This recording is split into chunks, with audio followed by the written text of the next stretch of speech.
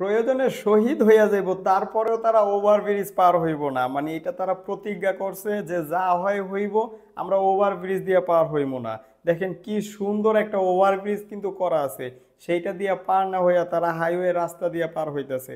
ভাই পুরুষ মানুষ হইলে না হয় মাইনা নিতাম যে তারা হাইওয়ে রাস্তা দিয়ে পার হইতেছে, কিন্তু একটা মহিলা মানুষ এত কষ্ট কইরা ভাই, আপনার ওই যে রাস্তার মাঝে যে ইয়া থাকে কি বলে ব্যারিকেড থাকে, সেই ব্যারিকেড টপকাইয়া তারপরে পার হইতে হইব।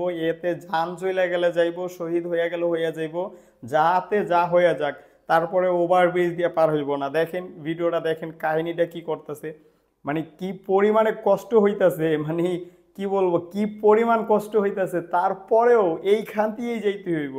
মানে তাদের কাছে আসলে সময়ের এত মূল্য, সময়ের মূল্য দিতে যাইয়া নিজের জীবনের মূল্যটাই দিতে পারতেছে না। অবস্থাটা দেখেন একবার। মানে এই হাইওয়ে রাস্তাতে যেই পরিমাণে গতিতে গাড়ি চলাচল করে ভাই, একটু ভাবুন যে অনেক গতিতে একটা গাড়ি যখন আসবো তখন কি হইব। এই যে দুইটা মানুষ হাইওয়ে রাস্তা দিয়ে পার হইতাছে, অথচ একটা সুন্দর ফ্লাইওভার করা আছে সেটা দিয়ে পার হইতাছে না। এই মানুষ দুইটা যদি অ্যাক্সিডেন্ট করে তখন এই দায়ভার কে নিব?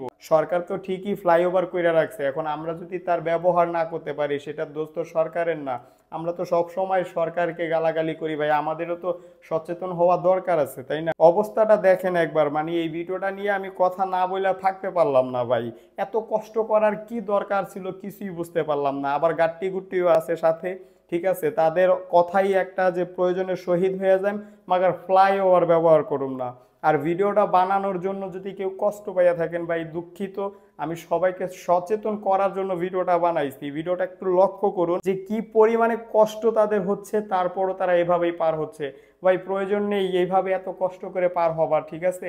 ফ্লাইওভার ব্যবহার করুন, সুন্দরভাবে আপনারা রাস্তাঘাটে চলাচল করুন, আর নয়তো এরকম অ্যাক্সিডেন্ট আমাদের হতেই হবে। এর মাঝে একটা ভিডিও দেখলাম যে গার্মেন্টস থেকে ছুটি হওয়ার পরে রাস্তা পারাপার হইতেছিল, একটা গাড়ির নিচে পড়ে জায়গায় মনে করেন একেবারে ভত্তা হয়ে গেছে।